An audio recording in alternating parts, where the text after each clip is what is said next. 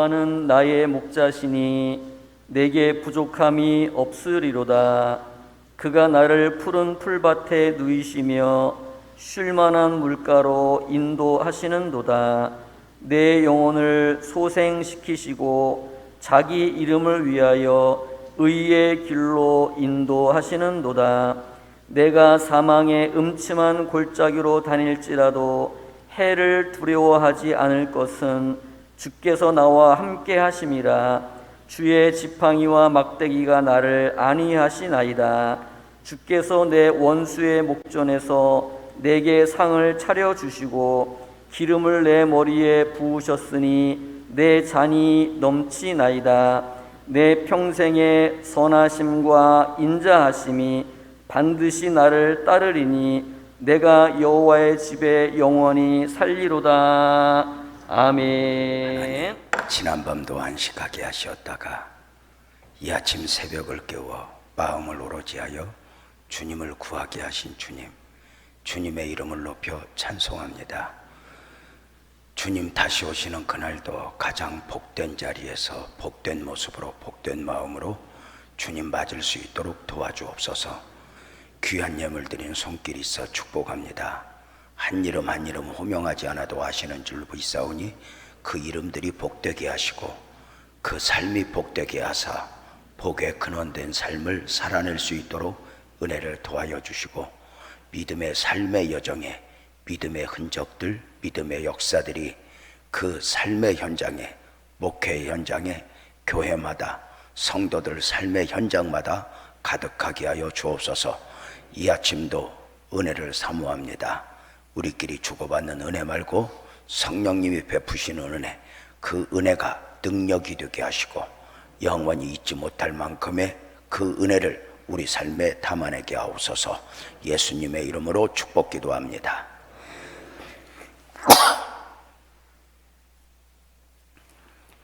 시편 23편 1절 2절만 다시 한번 읽겠습니다. 1절 2절 시작. 여호와는 나의 목자시니 내가 부족함이 없으리로다. 그가 나를 푸른 불밭에 누이시며 쉴만한 물가로 인도하시는도다. 아멘. 시편 중에 시편, 주경학자들은 이 시편 23편을 그렇게 표현했습니다. 이렇게 표현하는 분들도 있더라고요. 시편 천재가 반지라면 시편 23편은 반지에 박힌 알과 같다고요. 이 시편 23편은 정말 매력입니다. 기독교 역사상 같은 노랫말을 가지고 가장 다양한 곡을 붙여 가장 오랜 세대에 걸쳐 불리워진 노래가 있다면 시편 23편입니다. 지금까지 그 수를 헤아릴 수 없을 만큼의 곡으로 시편 23편은 노래되어졌습니다.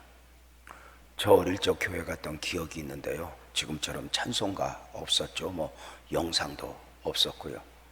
찬송가 궤도에 이렇게 선생님들이 손으로 쓴 글씨, 찬양, 막대기 하나로 이렇게 넘기면서 찬송했던 기억인데 제일 먼저 불렀던 기억이 주는 나를 기르시 여호와는 나의 목자시니 이렇게 불렀었죠. 그 젊은이들이 불러도 좋을 만큼, 어린아이가 불러도 좋을 만큼, 노인들이 불러도 좋을 만큼의 곡들, 그리고 전문 성악인이 여호와는 하면서 전문 성악인이 불러도 좋을 만큼의 다양한 곡들. 이 시편 23편을 보면서 평생에 이런 노랫말을 지을 수 있다면, 평생에 이런 시를 한 수 쓸 수 있다면 소원을 가져본다고 해요. 아마도 이 시편 23편은 지금까지도 많은 사람을 감동시켰지만 앞으로도 수많은 사람을 감동시켜서 수많은 곡들로 노래되어질 것이라고 이렇게 이야기를 하죠. 그렇다면 이 시편 23편이 이렇게 사람들 마음에 감동을 주는 이유가 뭘까? 왜일까? 맞춰보세요. 왜일까? 하나님 말씀이니까, 노랫말이 아름다워서, 다윗이 노래했으니까, 무엇일까요? 무엇이라고 생각하세요? 하나님 말씀이니까? 그렇죠. 다윗이 노래했으니까 노랫말이 아름다워서 다 봤죠. 가장 중요한 건 시편 23편의 배경이에요. 시편 23편에 담긴 스토리예요. 그 배경을 알고 스토리를 알면 시편 23편의 은혜는 몇 배가 되죠. 놀라워요. 주경학자들은 이 시편 23편의 배경을 무엇이라 말하느냐?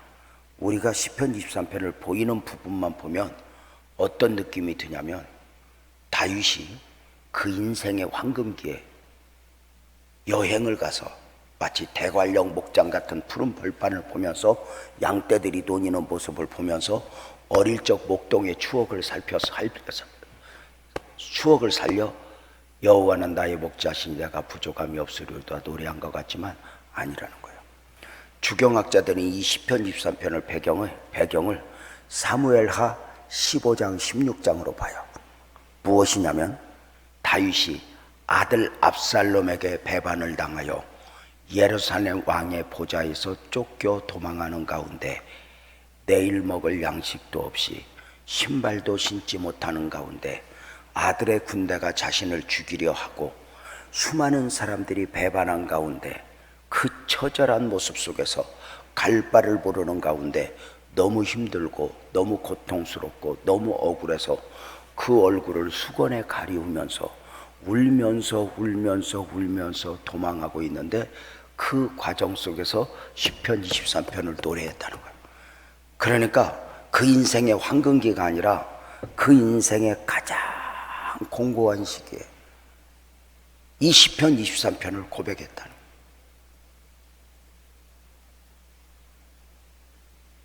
신발도 신지 못한 채 내일 먹을 양식도 없이 수많은 사람이 자신을 죽이려 하는 절박함 가운데 갈 바를 모르는 가운데 내일 먹을 양식도 없이 머리에 수건을 가리우고 너무 고통스러워서 눈물로 도망하면서 여호와는 나의 목자시니 내가 부족함이 없으리로다 고백했다. 여기서 우리가 알 수 있는 건 뭐예요? 다윗이 부족함이 없다고 고백한 것은 부족함이 없어서 부족함이 없다고 고백한 게 아니죠. 너무 많이 부족한데, 너무 많이 모자란데, 어찌할 바를 모르겠는데, 너무 고통스러워서 눈에서 눈물이 나는데, 놀랍게도 그 입에서 나는 부족함이 없습니다 고백하는 것이죠. 이것이 믿음으로 살아가는 사람들의 신비가 아닐까? 이것이 하나님을 믿는 복음적 그리스도인의 신비가 아닐까?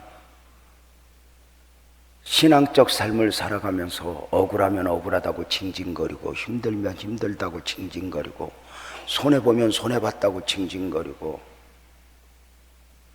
그저 느껴지는 대로 쏟아내는 것이 아니라 내가 정말 하나님을 믿는 사람으로서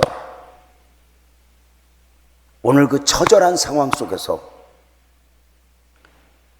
부족하지만 부족하지 않다고, 모자라지만 모자라지 않다고 그렇게 고백할 수 있는 것은 아닐까?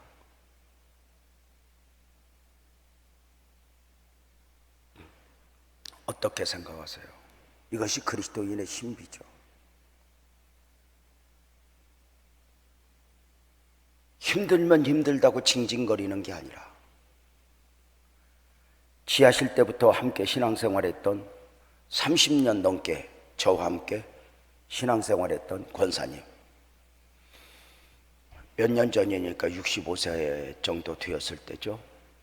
어느 날 주일 3부 예배를 마치고 이렇게 성도들 몰려 나오는데 오래간만에 제 옆에 와요.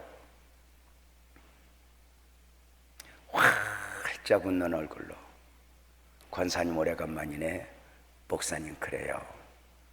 표정이 밝다. 무슨 좋은 일 있어?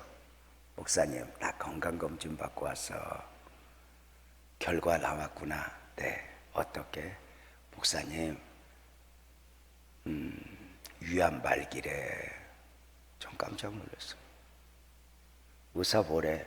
수술 못한대. 너무 많이 전이 되어서 하늘나라 가야 된대. 근데 왜 이렇게 표정이 밝아? 목사님, 나도 처음엔 놀랐지. 근데 가만히 생각하니까 내가 예수 믿는 사람이더라고. 그래서 나도 놀라고 놀랐지만 정리를 했어. 돌이켜보면 목사님, 내가 지금까지 수많은 은혜를 입었잖아. 그 은혜에 결국은 내가 주님 앞에 가는 거잖아. 근데 목사님, 주님이 나 보고 싶은가 봐. 빨리 가야 할 것 같아. 목사님 곁에 오래 있고 싶지만 주님 앞에 가야 될 것 같아. 미안해. 근데 너무 표정이 밝아서 암인지 무엇인지 모르고 기도도 못 해주고 보냈어요. 내가 너무 놀란 게 그날부터 예배당에 와서 마지막 예배를 드리는 거예요. 다 두 손을 들고 셋째 줄에 앉아서 꼭 그 자리에 앉아서 주일은 2부 예배, 오후 예배 딱 그 자리에 앉아서 눈물로 드려요. 그 집 딸 희영이가 아이 둘 낳고 살죠. 희영아, 엄마 어때? 너무너무 힘들어해요. 그런데 예배 시간만 되면 나 예배당 갈 거라고. 왜? 나 이렇게 누워서 빌빌대다가 하늘나라 가기 싫다고.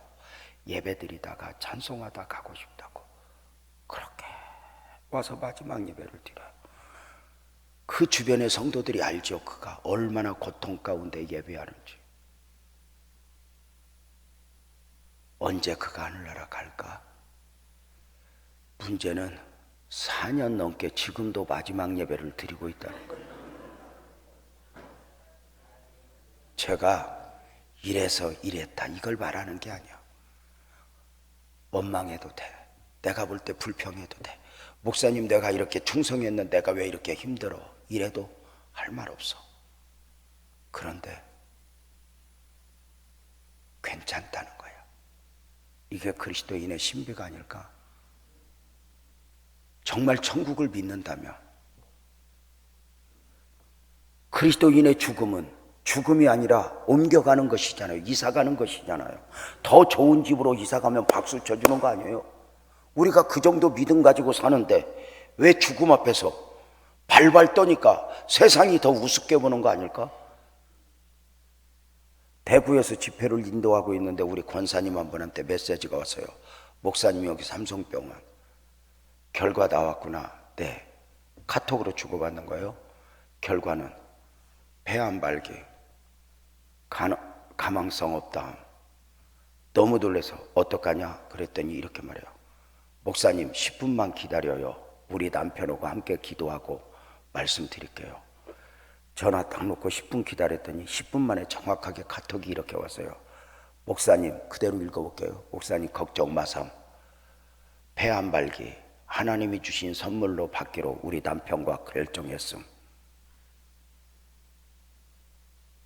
그 카톡 하나에 제가 그 자리에서 핸드폰 놓고, 하나님, 제게 이렇게 멋진 교인 주셔서 고맙습니다.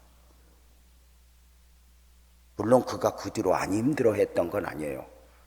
그러나 우리가 끊임없이 믿음을 바라고 내 생각을 바라는 게 아니에요. 내 감정을 바라는 게 아니에요.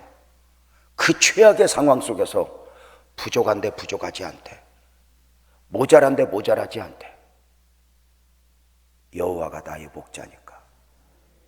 성경에서 하나님의 이름이 많이 강조되는데 그 각양의 하나님의 이름이 강조될 때, 여호와가 강조될 때는 언약과 관계가 있어요. 그렇다면 여기서 무엇을 볼 수 있느냐?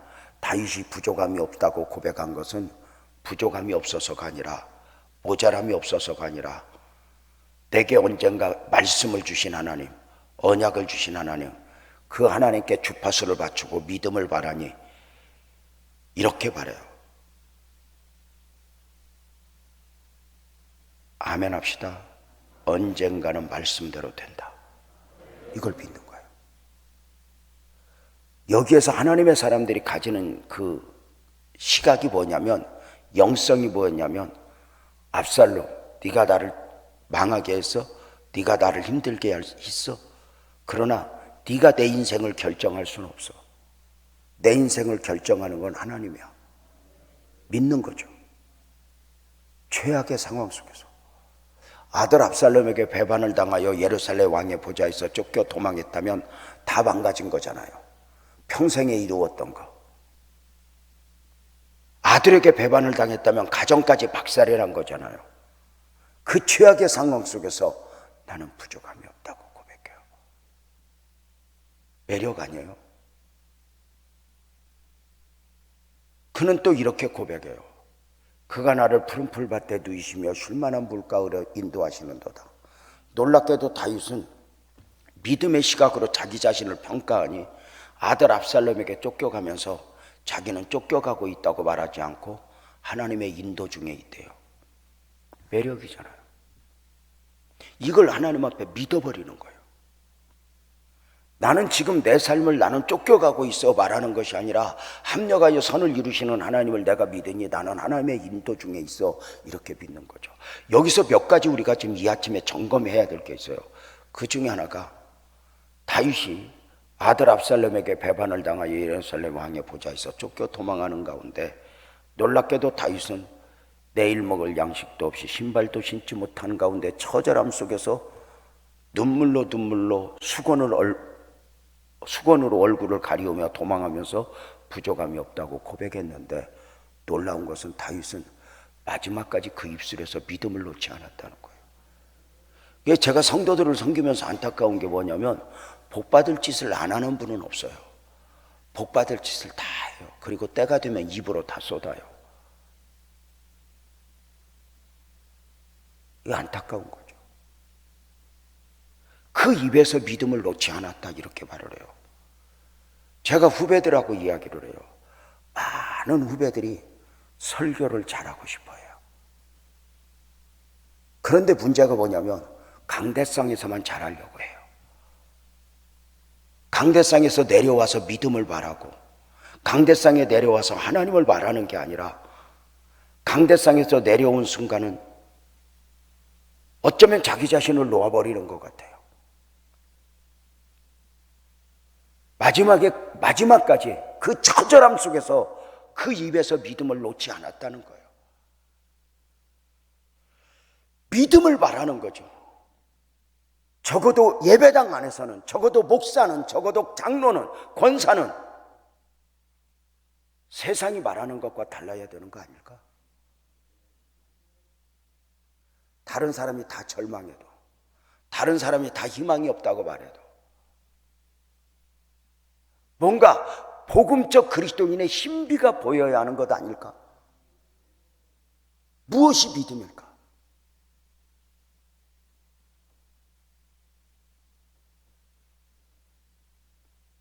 다윗은 자기는 쫓겨가고 있는 것이 아니라 하나님의 인도 중에 있대요. 놀랍잖아요. 존경하는 성도님들, 한번 물어봅시다. 여러분이 만약에 다윗이면 아들 압살롬에게 배반을 당하여 쫓겨 도망하는 중에 하나님을 바라겠어, 압살롬을 바라겠어? 그 질문이 난해해서 이해가 안 돼요. 우리는 하나님을 믿는다고 말하면서 늘 사람을 묵상해요. 나를 힘들게 한 사람, 나를 억울하게 한 사람.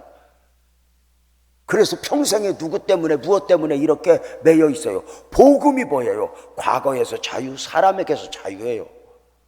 그리고 모든 상황 속에서 주파수를 하나님께 맞추고 하나님을 구하는 거죠. 그런데 예수를 믿으면서도 평생에 하나님 이야기를 하는 것이 아니라 사람 이야기를 하면서 살아요. 누구 때문에 힘들었어? 무엇 때문에 힘들었어?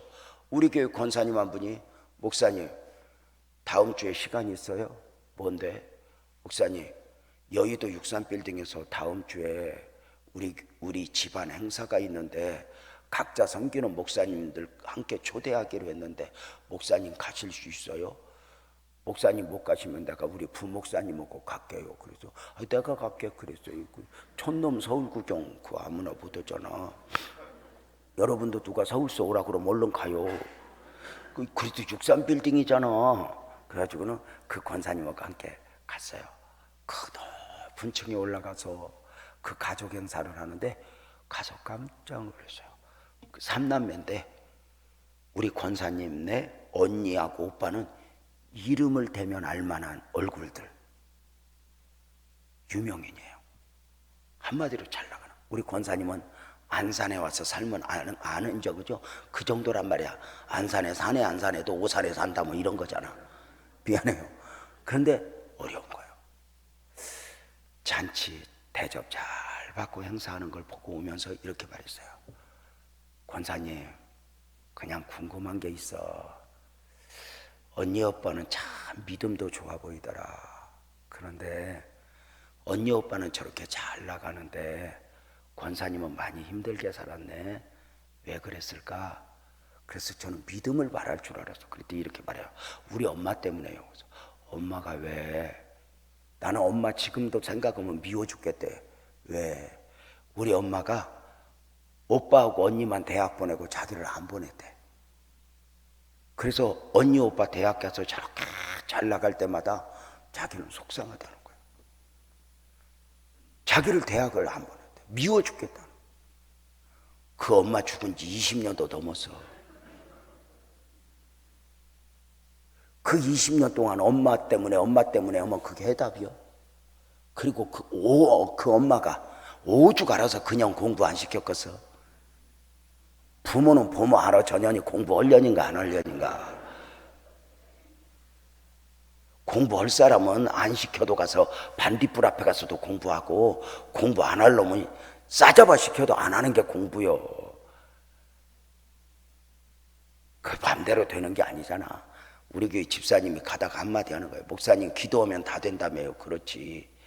근데 왜 우리 딸 성적이 안 오르냐 그렇게 기도하는데, 내가 웃으면서 네가 낳고도 모르겠냐 그랬어.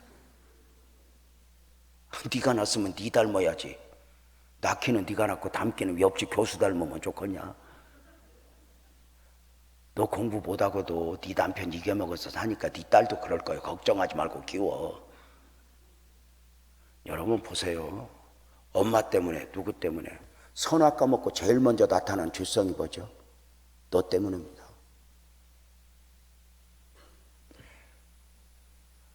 내 입에서 원망하고 불평하고 누구 탓하면 말은 맞아요. 그러나 하나님은 딱 한마디예요. 네가 나를 믿지 않았구나. 코로나 탓하고 무엇 탓하고 누구 탓하고. 지지난주에 오래간만에 우리 개척 때부터 있었던 장로님 이야기를 했네요. 처음 만났더니 술을 마시는 집사더라고요. 제가 술 마시는 집사면서, 집사님 술 끊으면 안 돼? 나중에 빛나교회 얼굴 돼야 되는데 술 마시는 집사 장로다 마음에 안 들어. 그랬더니 끊어야 돼요 목사님. 끊어요. 그랬더니 그 집사님이 끊었어요. 7년 만에. 술잔을 앞에 두고 하나님 아버지 이 잔이 마지막 잔이 되게 해주세요. 그리고 7년을 기도하고 7년 만에 끊었어요. 제가 박수를 쳐줬고 그분은 우리 교회 장로님이죠. 원로 장로죠. 자 보세요. 술잔을 앞에 두고 이거 끊어야 된다 그러면 방향이 그리 잡혀요. 그런데 이거 마신다고 지옥 가요? 다 마시는 사람도 있어요. 타협하는 순간 못 끊어요. 세상이 어렵다고 힘들다고 누구 때문에 무엇 때문에 딱 하는 순간 방향은 엉뚱한 데로 잡혀요. 놀랍게도 다윗은 아들 압살롬에게 배반을 당하여 쫓겨 도망가는 가운데 주파수를 하나님께 바치고 하나님의 시각을 놓지 않고 하나님을 바라요. 나를 힘들게 한 사람, 나를 억울하게 한 사람을 묵상하는 것이 아니라 여호와는 나의 목자시니 내가 부족함이 없대요. 그가 나를 푸른 풀밭에 누이시며 쉴만한 물가로 인도하실 거래요. 지금 자기 자신의 삶을 평가할 때 눈에 보이는 부분은 쫓겨가고 있는데 아니에요. 하나님의 인도 중에 있대요. 합력하여 선을 이루시는 하나님이 네가 나를 힘들게 했고 네가 나를 억울하게 했어도 나를 만들어내실 하나님을 믿고 선포하고 그렇게 가는 거죠. 이게 믿음 아닐까? 어때요? 성도님이 다윗이면 아들 압살롬에게 쫓겨가면서 하나님을 묵상해, 압살롬을 묵상해. 질문이 이상해져. 아까부터 또 물어볼까? 여러분은 쫓겨가면 쫓겨가고 있다고 그래? 하나님의 인도 중에 있다고? 인도를 말해. 우리는 늘 사람의 이야기를 해요. 하나님을 믿으면서도. 제가 안산에 가서 목회하면서 성도들의 시각을 바꿔준 게 있어요. 계속해서 강조한 게. 누군가가 당신에게 안산에 왜 왔냐고 물어보면 다 그래요. 보증 잘못 써서 사업이 망해서 부도 나서 하여튼 멀쩡해서 안산에 온 사람은 없어. 나 하나 말고는. 여러분의 교회도 여러분 목사님 말고는 없지.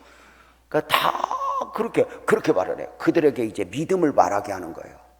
어떻게? 안산에 왜 왔냐고 누가 물어보거든 사람의 이야기하지 마. 누구 때문에 이야기하지 마. 두 가지를 말해. 하나는 하나님이 인도하셨다고. 그래야 이 자리에서 복이 있어. 하나님은 감옥에서도 복을 만들어내는 분이니까 눈도 깜빡하지 말고 이제부터 하나님의 이야기를 해. 사람의 이야기하지 마. 첫째, 안산에 왜 왔어? 하나님이 인도하셨다고. 여기서 복 주려고, 여기서 은혜 베풀려고 하나님이 인도하셨다고 습관적으로 이를 악물고 그렇게 말을 해라. 두 번째, 안산에 왜 왔어? 하나님이 빛나교회 만나게 하려고 왔다. 이렇게 말을 해라. 그래야 이곳에 은혜가 넘친다. 여러분에게 물어볼게. 이제 여러분은 오산에 왜 왔어? 그래야 이 자리에서 복을 찾아. 이 자리에서 복을 만들어내. 근데 우리는 늘 거쳐가려고 그래. 여기 있다 어디로 갈까? 여기 목회하다가 더 좋은 데서 오라 그러면 어디로 갈까? 그럼 그 자리에 복이. 그 방향이 잡히는 순간 하나님의 은혜는 없어요.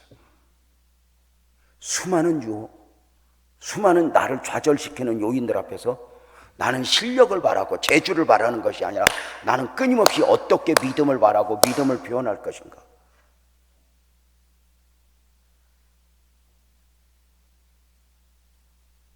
하나님의 인도 중에 있다. 이거는 끊임없이 성도들에게.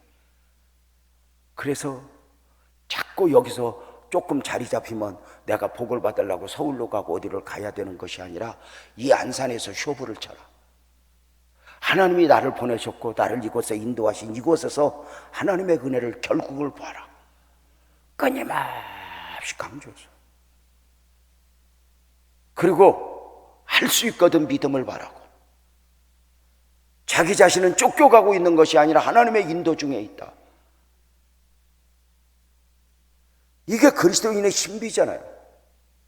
말하는 것도 생각하는 것도 뭔가 느낌이 달라야 하는. 내 주변의 사람들과 그 안에서도 말하는 것이 좀 다르고 생각하는 것이 다르고 내가 하나님을 모르는 것이 아니라 하나님을 믿는 사람이고 하나님을 아는 사람이고. 이 아침에 나오신 성도님들, 놀랍게도 다윗은 그 처절함 속에서 먼저는 입에서 믿음을 놓지 않았습니다. 그래서 저는 우리 성도들하고 한때 구호가 이런 구호가 있었어요. 믿음을 말하자고 하면서 이렇게 말했어요. 한번 따라서 봐요. 말로 말하지 말고 말씀으로 말하자. 베드로전서 4장 11절에 그랬잖아요. 네가 말하지 마. 근데 말하려면 하나님의 말씀을 말하는 것처럼 말해. 이렇게 말해요. 그러니까 네 생각을 말하지 마. 말로 말하지 말고 이 말은 내 말이야, 내 생각이야. 그러나 예배당에서 말하는 건 내 생각을 말하는 게 아니야. 하나님의 말씀을 말하는 것처럼 말하는 게 이게 그리스도인의 성숙된 모습이야. 많은 말씀을 듣는 것도 중요하지만 내가 어떻게 말하느냐에 따라서 신앙의 성숙도 익어가는 모습이 다른 것 같아요. 많은 성도들에게 다시 한번 안타까운 게 무엇이냐면 복받을 짓 다 하고 입으로 다 쏟아요. 어쩌면 그렇게 1년에 한 번 5월달에 시험 드는 여자는 지성으로 5월달에 시험 드는지 몰라. 다 쏟아요. 그래서 이제 말부터 고치면서 어떻게 했는지 한번 따라서 봐요. 말로 말하지 말고 말씀으로 말하자. 말로 말하지 말고 믿음으로 말하자. 말로 말하지 말고 기도로 말하자. 말로 말하지 말고 순종으로 말하자. 이것이 어쩌면 이 아침 말씀의 결론이고 이것이 복을 받는 원리가 되지 않을까? 말로 말하지 말고 말씀으로 말하자. 늘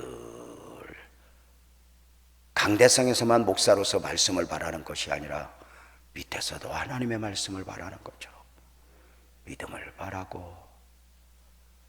아까도 제가 우리 장로님 술 끊은 이야기 했지만 내가 이거 먹는다고 지옥 가? 타협하는 순간 이길 힘이 없어요.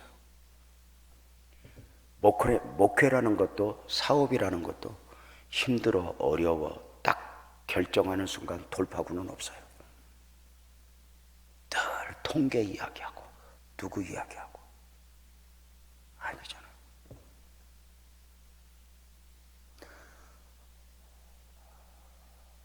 쉽지 않죠. 우리 후배가 그래요. 선배, 코로나 때문에 목회가 어려워. 내가 웃으면서 그랬죠. 코로나 때문에 어려운 게 아니라 원래 목회가 그렇게 생겨먹었어. 목회가 예수님 때는 안 어려웠냐? 바울 때는 안 어려웠냐? 말틴 루터 때는 안 어려웠냐? 주기철 때는 안 어려웠냐? 손양원 때는 안 어려웠냐? 원래 목회가 그렇게 생겨먹었어. 눈물 없이 못 가는 길, 피 없이 못 가는 길, 그렇게 인정하고 우리가 이 길을 가는 거요. 근데 자꾸 가다가 어렵다고 지랄하면 하나님도 기가 막히지. 하나님이 사기친 게 아니라 다 이게 힘든 길이라고 알려주고 너 갈래 해서 우리가 간 거 아니야?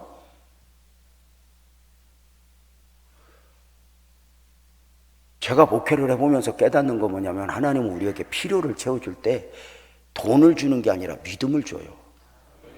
아니 진짜. 그래서 내가 웃으면서 하는 말이 하나님은 자기가 돈이 없어도 되니까 우리도 없어도 되는 줄 알아. 그래서 성전 부지를 매입할 때 어떤 그 다음 액션을 취할 때 보면 하나님은 믿음을 주지 절대 돈을 안 줘요. 믿음인가 봐요. 뭘 계획할 때 누가 말하고 하나님 말 듣는가 사람 말 듣는가. 돌이켜보면 하나님이 우리에게 복받을 기회를 안 줬던 적은 없어요. 제가 한밭제일교회 가서 목회자 세미나 이제 강사로 사역할 때 한 2,000명 모였더라고요. 목사님들이. 목사님들 꿈에도 소원이 뭐예요? 교회 부흥이고 성전 건축이잖아요. 정말 우리가 얼마나 부흥시키고 싶어요. 제가 우리 아내하고 밥 먹다 그랬어요. 여보 내가 당신 사랑한다. 그랬더니 밥 먹다가 그랬더니 고마워요. 그래서 내가 웃으면서 내가 당신 사랑하지만 당신이 나보고 손가락 하나 잘라달라면 나 이혼할 거다. 근데 우리 아내가 씩 웃으면서 잘라달라고 안 할게 밥이나 드셔. 이렇게 오래 살면 이렇게 초월한 것 같아요. 이렇게 초월해. 우리 아내가 우리 여자 성도들한테 교육시킬 때 여자는 남자보다 그릇이 10배나 커야 된대. 그래서 남자들이 쓰잘데기 없는 소리 하면 다 담아서 하나님 앞에 가서 버려야지 그 자리에서 쏟아놓으면 안 된다는 거예요. 그러면서 우리 집이 평안한 이유는 유재명 목사보다 지 그릇이 크디야. 진짜 내 옆에 앉혀놓고 그랬다니까 우리 청년들하고 대담하면서. 그래서 하여튼 뭐 그래. 근데 제가 웃으면서 가자. 근데 여보 신기하다. 당신이 잘라달라면 손가락질로 못 잘라줄 것 같은데 교회만 부흥된다면 팔도 잘라주고 다리도 잘라줄 것 같아. 이게 우리 소망이잖아. 한밭제일교회 모인 2,000명에게 저기 있어요. 왜 모였어요? 교회 부흥, 성전 건축. 저희 유재명 목사는 어떻게 그 일들을 감당했을까?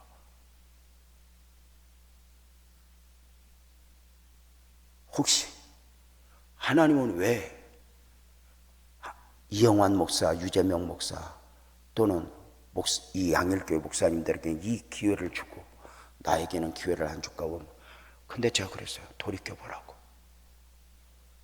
존경하고 목사는 사랑하는 목사님들 여러분의 사역을 한번 돌아보면 하나님이 기회를 안 주셨냐고. 아니라고. 부흥의 기회, 성전 건축의 기회를 주셨지만 그때마다 믿음이 아니라 인간적 생각으로 형편으로 매임받으면서 하나님이 주신 축복의 기회를 스스로 거절한 것 아니냐고. 여러 가지 설명과 함께 일했을 때 대부분 목사님들이 고개를 끄덕였어요. 아직도 해답을 다른 데서 찾고 있다면 당신은 해답이 없을 거라고. 우리의 해답은 내 안에 있고 주님께 있는 거라고. 주님 앞에 울으라고. 누가 다 안 도와줬다고 징징거리지 말아라고. 제가 어제 잠깐 얘기했죠. 하나님 나 좀 도와주세요. 울고 1000번 1000번 울어도 자존심 안 상하게 하는 분은 하나님밖에 없어요. 제가 성경을 보면서 깜짝 놀란 건 원망하면 박살이 나는데 모세도 원망했고 다윗도 원망했더라고요. 근데 뭐가 다른 줄 알아서요? 모세와 다윗은 원망할 때 하나님 앞에만 해요. 사람에게 하지 않아요. 목회하면서 배운 게 하나님 앞에서는 1시간, 2시간, 3시간을 울어도요 힘이 솟아요. 사람 앞에는 10분만 울어도 지쳐버리고 망가져요. 에너지가 다 빼앗겨요.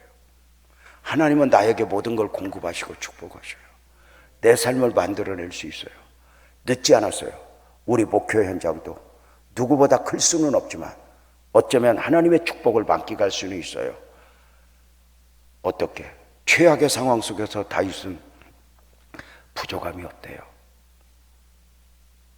모자람이 없대요. 부족함이 없어서 모자람이 없어서가 아니라 모자란데 부족한데 그래서 우는데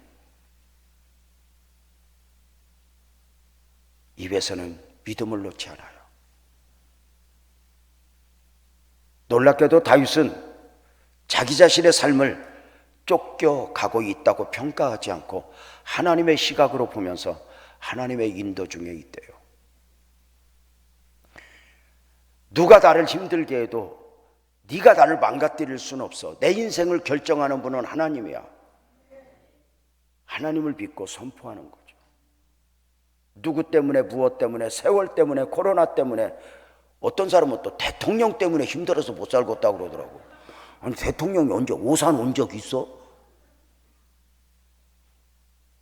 우리가 그렇게 사람에게 누구에게 맞춰서 세상이 말하는 것처럼 똑같이 말하면 하나님은 너는 나를 믿니? 묻는 거 아닐까?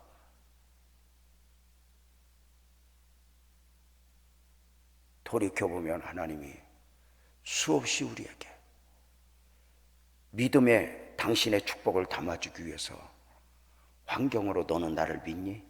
처절함 속에서 너는 나를 믿니? 했을 때 나는 과연 믿음을 발했는가?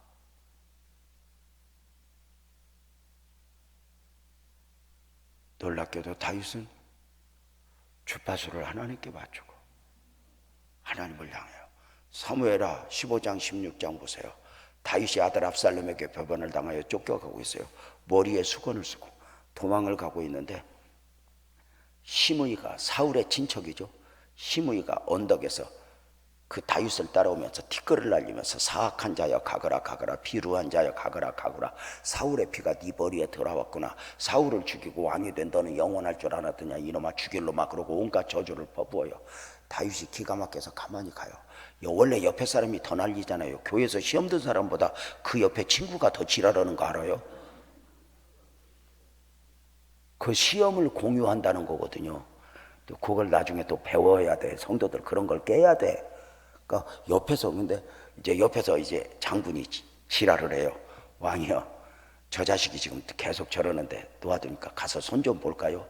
다윗이 두 가지 이야기해요. 먼저 이렇게 얘기해요. 놓아둬라. 아들도 그러는데 쟤는 오죽 하겠냐. 그러고 초월하죠.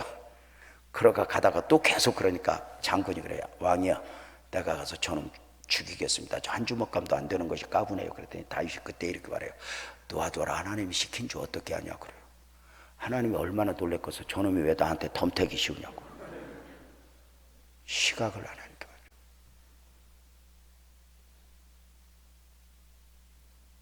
누구 말 한마디에 어려운 환경 앞에 인생이 송두리째 흔들려 버리는 것이 아니라 어렵지만 힘들지만 재명아, 너가 하나님을 믿잖아. 내가 나에게 바라는 거야. 설교하면서 성도들에게만이 아니라 늘 저에게. 재명아, 너 하나님 믿잖아. 하나님이 네 하나님이잖아.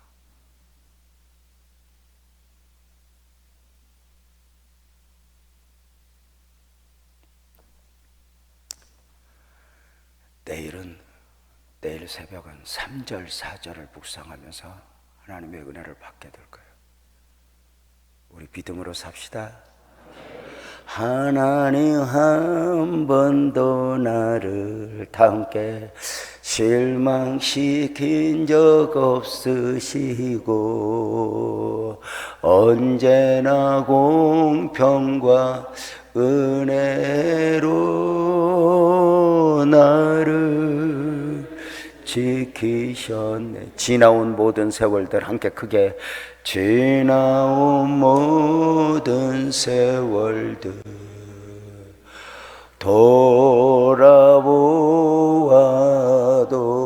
돌아보아도 그 어느 거 하나 주의 손길 안 미친 것 전혀 없네.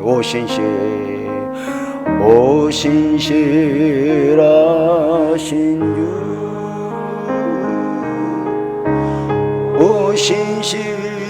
오신실하신 주 내 너를 떠나지도 않으리라 내 너를 버리지도 않으리라 약속하셨던 주님 그 약속을 지키사 이후 영원토록 나를 지키시리라 확신하네. 다시 한번 합시다. 하나님 한 번 더 하나님 한 번 더 나를 맞아요? 실망시킨 적 없으시고 언제나 공평과 은혜로 나를 지키셨네. 지나온 모든 세월들 지나온 모든 세월들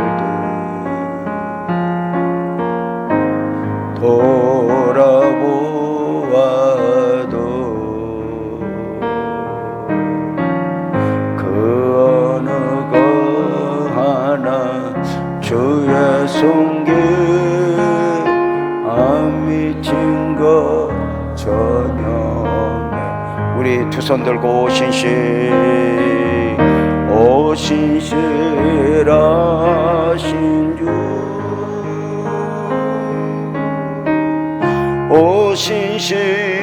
오신실하신 주 내 너를 떠나지도 않으리라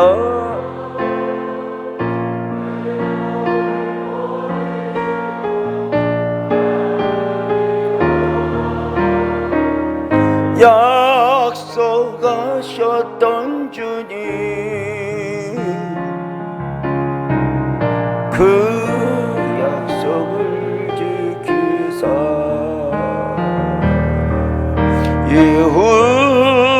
이후로도 영원토록 나를 지키시라.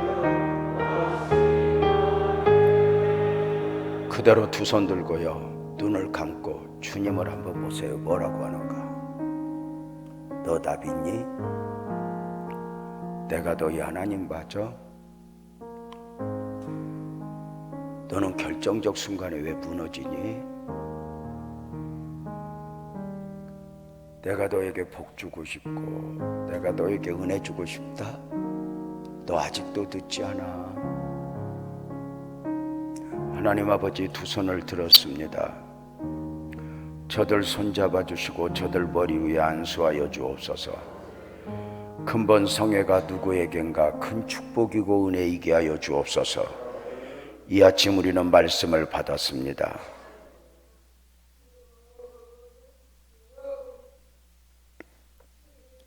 말씀 앞에, 말씀이라는 거울 앞에 나를 비추어